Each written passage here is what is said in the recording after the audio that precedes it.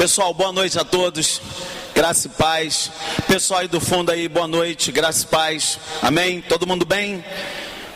Vocês tiveram uma virada de ano especial aí, dá um glória a Deus. Amém. Aqui também foi muito especial.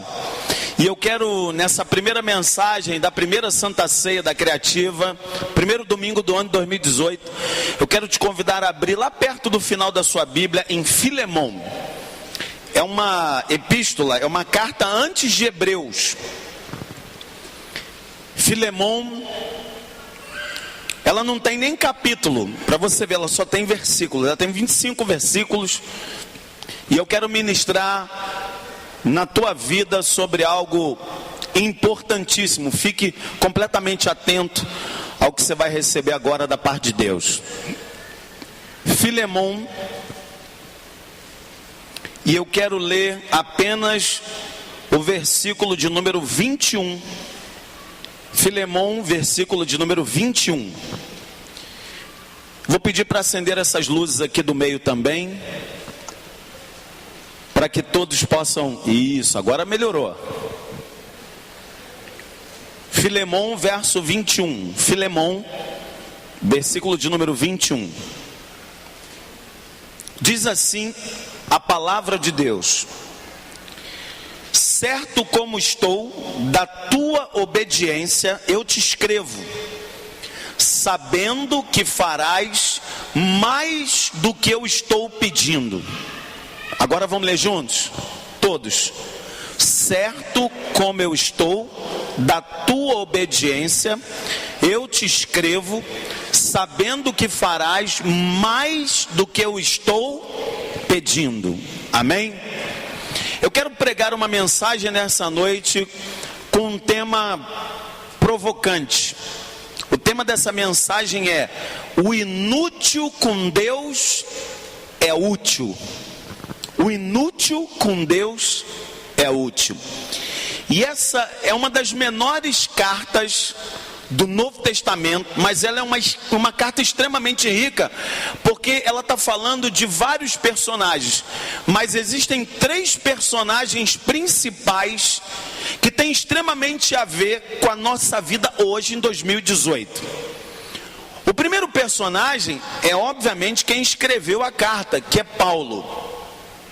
O segundo personagem é para quem a carta foi direcionada, e o nome desse discípulo chamava-se Filemão. Esses 2 personagens, Paulo e Filemão, eles tinham uma relação muito linda, porque Filemão, ele estava na região de Colossos, numa cidade onde Paulo havia plantado uma igreja, e ele continuou a sua peregrinação. Mas ao longo da jornada, ao longo da trajetória, Paulo estava preso em Roma, e ele estava no momento de encarceramento. E dentre esse período, houve um homem que, mesmo sendo encarcerado, apareceu por algum motivo naquela região e tornou-se filho espiritual de Paulo na fé. E o nome desse discípulo, que foi ganho por Paulo na prisão, chamava-se Onésimo. Só que olha que interessante, nesse contexto, Onésimo, ele era um escravo fugitivo. Ele simplesmente tinha um dono, e ele era escravo, adivinha de quem? Filemão. Olha que coisa intrigante. Então 3 personagens compõem a trama central dessa epístola: Paulo, Filemão, que é o recebedor da carta, e um discípulo que Paulo ganhou em Roma, na prisão, chamado Onésimo. Só que Onésimo tinha sido um escravo fugitivo de Filemão. E naquela época, todo escravo, quando ele era um fugitivo, havia uma regra dentro do Império Romano, um negócio extremamente dolorido e bizarro. Todas as vezes que um escravo era capturado, ele era devolvido a seu senhor, ele poderia ser torturado de toda e qualquer forma, inclusive até ser morto. Mas a coisa mais sinistra que eu pesquisei é que todo escravo fugitivo, O dono desse escravo, ele poderia pegar aquele ferro em brasa com uma letra F e vir na testa do fugitivo e encostar aqui na testa do fugitivo com brasa viva e escrever a letra F de fugitivo. E olha que coisa muito estranha. Onésimo, por algum motivo, foi parar e ele soube que Paulo estava na cadeia e ele era um fugitivo. E mais, ele, quando era escravo de Filemon, ele tinha roubado coisas da casa de Filemon. Então ele não era simplesmente um fugitivo qualquer. Ele era, além de ser um fugitivo, um desobediente, um irreverente, ele era um ladrão. E olha que coisa, quantas voltas que o mundo dá. Um fugitivo, escravo, estava pronto para ser morto, passa pela mão do apóstolo Paulo, e Paulo, o apóstolo, ele prega o evangelho para esse homem chamado Onésimo. Aí eu fui pesquisar o que significava o nome Onésimo. Sabe o que significa na língua grega o nome Onésimo? Significa útil. Útil, de utilidade, útil. O nome Onésimo significa útil. Só que ele era um escravo. E portanto um escravo é inútil. Então por isso que o tema dessa mensagem é: o inútil se tornou útil para com Deus. O inútil com Deus é útil. Vamos olhar então agora para você aprender características de Filemon, a quem esse cara ia receber a carta. E esse camarada tem características que você e eu precisamos imitar. Olha para a sua Bíblia no versículo de número 2. A Bíblia diz assim: e a irmã Áfia e a Arquipo, nosso companheiro de lutas, e a igreja que está em tua casa. Primeira coisa que eu aprendo com Filemon é o seguinte: Filemon, ele tinha uma célula. Filemon tinha uma célula na casa dele. Filemon abriu as portas para que a casa dele fosse uma célula, um encontro de cristãos dentro da casa dele. Então, para mim, Filemon já ganhou um ponto. De repente, nem todo mundo que está aqui ainda teve coragem de abrir a sua casa para que a sua casa seja ou tenha uma célula lá dentro. Mas Filemon, ele entendeu: bom, eu sou discípulo de Paulo, eu sou convertido a Jesus, bom, eu vou abrir a minha casa para ter uma célula. Célula é igreja nas casas. No primeiro século não tinha templo, não tinha galpão, eles se encontravam em casa, e Filemon tinha uma célula dentro da casa dele. A outra coisa que Filemon fazia muito bem está no versículo de número 5, e a gente deve imitar e copiar. Olha o que diz a Bíblia, lê comigo: estando ciente do teu amor e da fé que tem para com o Senhor Jesus e todos os... Ou seja, além dele ter uma célula na casa dele, ele era uma pessoa amorosa e uma pessoa de fé. Você hoje, seja sincero, faça uma autoanálise. Você se considera uma pessoa amorosa? E você se considera uma pessoa de fé? Só que Filemon, ele não era apenas uma pessoa amorosa e de fé para com Jesus, não. A Bíblia vai dizer que ele era uma pessoa amorosa e de fé para com Jesus e todos os santos. Santo aqui não é santo de barro, não. Santo eram o povo de Deus, os eleitos, escolhidos. Então ele era uma pessoa que sabia se relacionar com outras pessoas. Entenda uma coisa: a igreja cristã em célula, a igreja criativa, essa igreja é uma igreja 100% em célula. É uma igreja que se reúne durante a semana nas casas, nos escritórios, nas praças, porque nós não temos parede. Igreja somos nós. Quem entendeu, diga amém.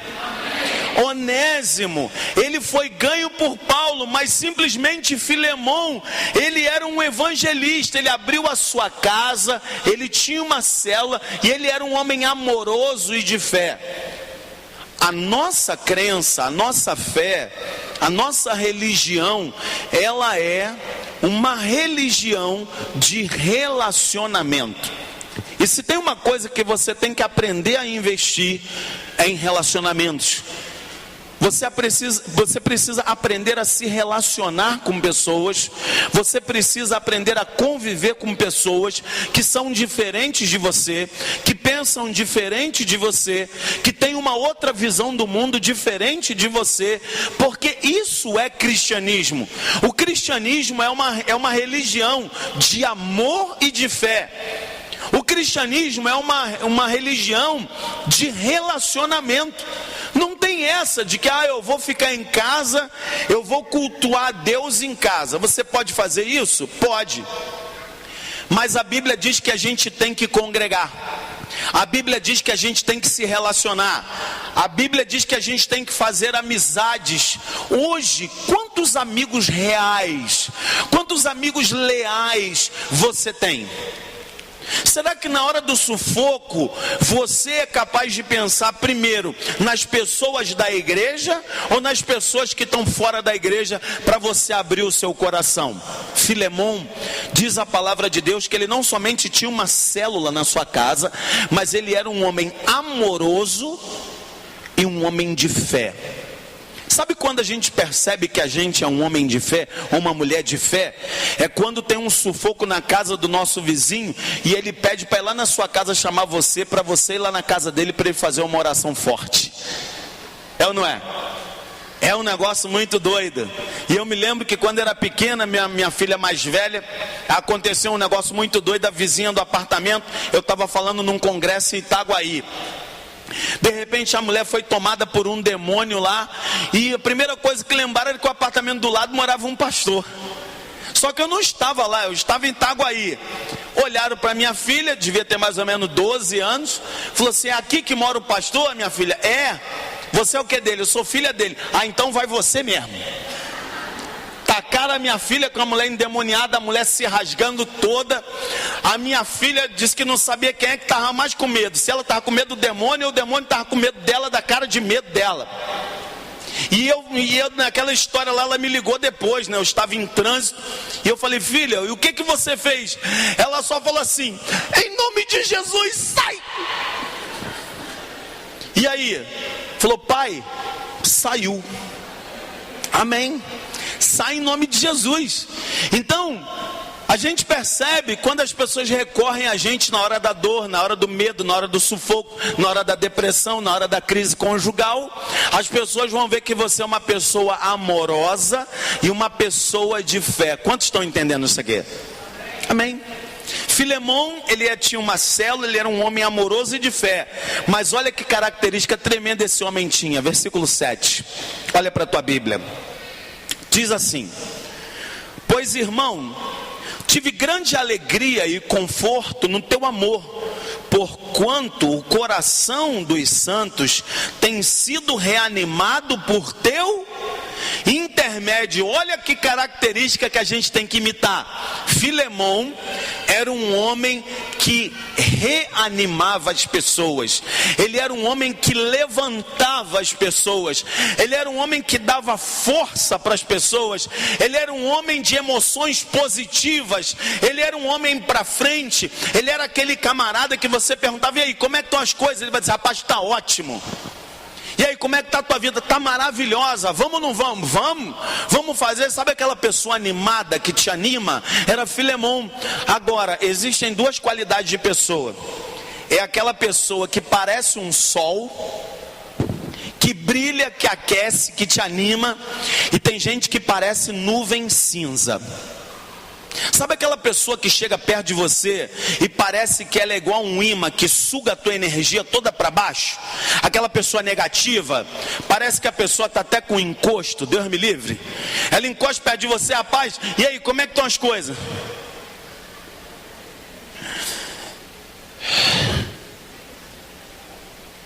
ruim. Depois que inventaram o tá ruim, nunca mais ficou bom. É o tipo da pessoa que pergunta: rapaz, como é que está o teu emprego? Ih, rapaz, meu emprego está ruim, meu chefe não presta, eu já estou até de aviso prévio, eu vou sair daquela empresa.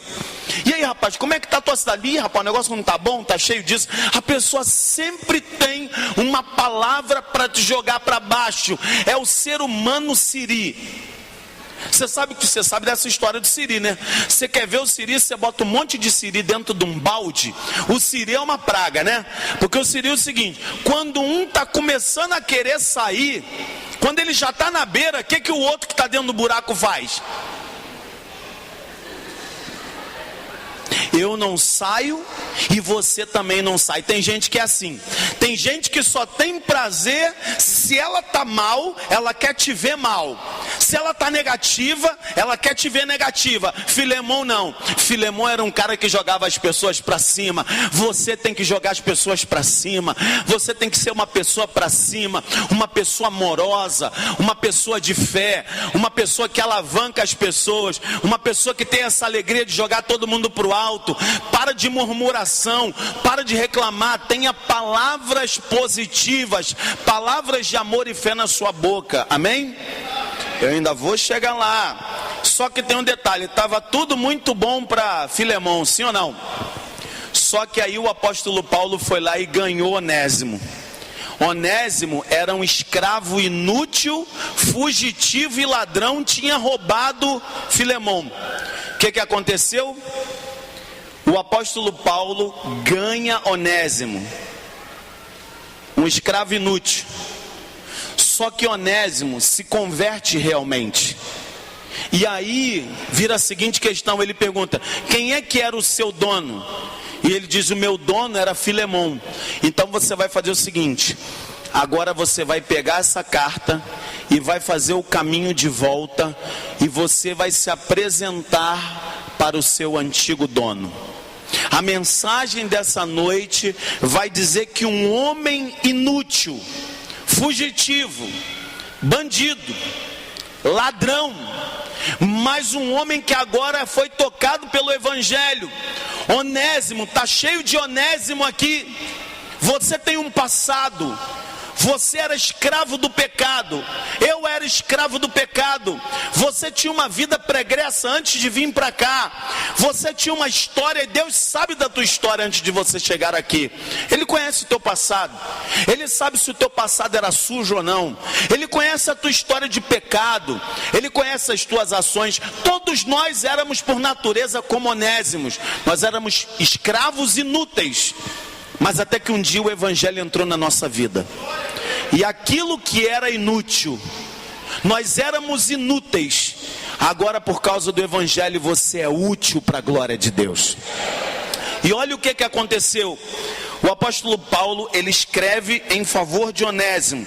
Olha o versículo de número 8, acompanhe a leitura aí para você sintonizar. Diz assim: pois bem, ainda que eu sinta plena liberdade em Cristo para te ordenar o que convém, prefiro todavia solicitar em nome do amor, sendo o que sou, Paulo, o velho e agora até prisioneiro de Cristo Jesus. Sim, solicito-te em favor do meu filho Onésimo, que gerei entre algemas. Ele antes, olha o que ele fala aí, ele antes te foi inútil, atualmente porém é útil a ti e a mim. Eu te envio de volta em pessoa, quero dizer, o meu próprio coração. Eu queria conservá-lo comigo mesmo, para em teu lugar me servir nas algemas que carrego por causa do evangelho.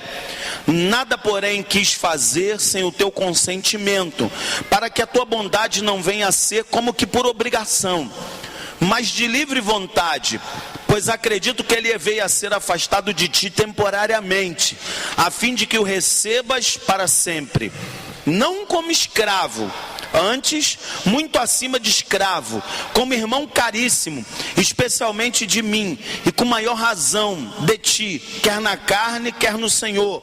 Se portanto me consideras companheiro, recebe-o como se fosse a mim mesmo. E se algum dano te fez, ou se te deve alguma coisa, lança tudo em minha conta. Eu, Paulo, de próprio punho escrevo, eu pagarei, para não te alegar que também tu me deves a ti mesmo. Sim, irmão, que eu receba de ti no Senhor este benefício: reanima-me o coração em Cristo. Ele escreveu essa carta para Filemão. Algumas atitudes que Filemão teria que ter para poder receber Onésimo de volta. Primeiro, perdoar. Tudo na vida da gente vai muito bem até aquela pessoa pisar no teu calo. Enquanto Filemão abriu a casa, tinha uma célula, ele acolhia as pessoas, era amoroso, tudo bem, mas agora ele tinha que receber de volta o cara que meteu um trambique dentro da vida dele. Você receberia alguém que simplesmente traiu a tua confiança? Esse homem estava voltando para a casa de Filemão. A primeira atitude que é desafiadora para nós é ter a coragem de perdoar, porque perdoar é difícil, mas perdoar é uma decisão. Onésimo roubou Filemão, Onésimo traiu Filemão, Onésimo fugiu da casa de Filemão, mas agora ele se rendeu ao evangelho, ele ia voltar, ele estava fazendo o caminho de volta. Será que alguém que se arrepende merece o seu perdão? Será que você é capaz de perdoar, ou isso é da boca para fora? A oração de Jesus Cristo diz assim: Pai, perdoa os nossos pecados, como nós temos perdoado aqueles a quem tem nos ofendido. Perdoar é uma decisão, e Filemão teria que perdoar Onésimo. Você está sendo desafiado a perdoar antes de comer do pão e beber do vinho. A outra coisa é receber Onésimo de volta, não como escravo, mas receber como irmão. Ele não era mais escravo, ele tinha se rendido ao evangelho, e Paulo falou assim: ó, recebe ele como um irmão, como alguém importante. Agora o versículo de número 3, o versículo de número 21 é o que eu quero destacar para a gente fechar. Leia comigo, por favor. Lê comigo. Certo como estou da tua obediência, eu te escrevo, sabendo que farás mais do que eu estou te pedindo. Quais as lições que nós vamos tirar disso aqui? Quais as lições? Hoje, você é um homem obediente às ordens de Deus, ou você está andando em desobediência? E a pergunta outra que eu te faço é: se você está obedecendo, você só faz aquilo que te mandam, ou você vai além daquilo que te pedem? O presidente Kennedy, John Kennedy, no seu primeiro discurso na tribuna americana, ele disse: não perguntem o que a América pode fazer por vocês, eu quero saber o que vocês podem fazer pela América. E a mesma coisa eu falo diante desse público que está aqui agora. Em relação ao reino de Deus, você só está fazendo aquilo que é obrigado, ou você é capaz de fazer além daquilo que te pedem? Você é capaz de dar um algo a mais para Deus? Você é capaz de dar um esforço além? Você é capaz de surpreender numa atitude amorosa? Você é capaz de nessa semana ter uma atitude que vá surpreender os seus familiares? Ou você só faz aquilo que te pedem? Por exemplo, eu vejo que tem muitos maridos que poderiam fazer muito mais pelas suas esposas, mas alguns acham que o simples fato de colocar arroz e feijão e pagar a água a água e a luz está muito bom. Meu querido, se a tua mulher simplesmente tivesse que receber água e luz, arroz e feijão, isso aí qualquer um dá. O que a tua mulher está querendo é amor, é carinho, é chamego, é palavra de encorajamento, é elogio. Qual foi a última vez que você surpreendeu a sua mulher com elogio? Será que você dá mais do que te pedem, ou você só faz aquilo por obrigação? Tem muito filho que nem a obrigação está fazendo. Tem muito filho que levanta, parece até um negócio doido, nem arrumar a cama que dormiu a noite toda e não arruma não. Acha que a mãe é uma empregada, uma escravinha, vá lá e a senhora que arrume. Será que você pode fazer mais do que estão te pedindo? Tem filho que acha que pelo fato de ir para o colégio já está fazendo demais. Ei, deixa eu te explicar uma coisa. Você vai para o colégio não é pelo teu pai e tua mãe não. É você que está construindo a tua carreira. Será que você pode fazer algo a mais por você? O que é que você pode fazer a mais por você para que o reino de Deus possa crescer? O que é que você pode fazer além do óbvio? O que você pode surpreender e fazer além daquilo que estão te pedindo? E eu finalizo lembrando de uma história. Eu gerenciei uma loja no centro do Rio, e um camarada me dando treinamento, ele falou algo que eu nunca mais esqueci, que serve agora para esse momento. Ele disse o seguinte: quando alguém te pedir para limpar o chão, você limpa o chão e arruma a bancada. Quando alguém te pedir para limpar o chão e arrumar a bancada, você limpa o chão, arruma a bancada e arruma outras coisas além. Faça sempre algo a mais. Sabe por quê? O funcionário que fica no mundo do óbvio, ele nunca é destacado, nunca é promovido. Mas se você faz algo além, os olhares dos líderes, ele vai além. Então o apóstolo Paulo está dizendo para Filemão o seguinte: eu sei que além de me obedecer, você fará mais do que eu estou te pedindo. E hoje, o que você pode fazer a mais do que simplesmente vir na Criativa quarta e domingo? O que você pode fazer a mais nessa próxima semana que está entrando, mais do que eu estou te pedindo, mais do que eu estou te orientando? O que você pode fazer a mais para o reino de Deus crescer? O que você pode fazer a mais como um gesto de amor por aquele teu vizinho que está simplesmente esquecido e abandonado? O que você pode fazer? Será que você pode surpreender essa pessoa com um telefonema? Será que você pode surpreender alguém com uma visita?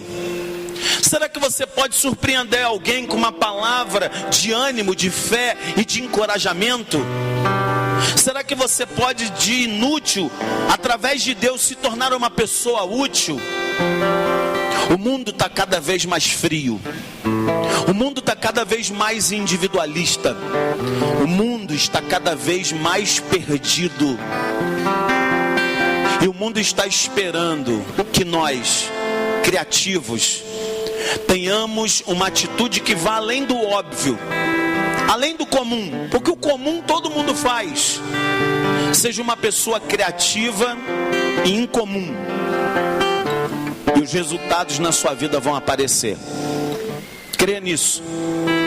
Coloque isso em prática a partir de hoje, dentro da sua casa, que é o seu primeiro campo missionário. O seu primeiro campo missionário para você fazer algo a mais é dentro da sua casa. Que você possa ter o coração reanimado e entender que Onésimo é a maior prova de que o inútil se transformou em alguém útil. Eu era um inútil, mas por causa do sangue de Jesus, eu sou uma ferramenta, você é uma ferramenta, nós somos uma ferramenta, somos agentes de Deus para a glória dele, em nome de Jesus. Que Deus te abençoe e que você grave essa mensagem e torne ela prática para todo sempre. Amém.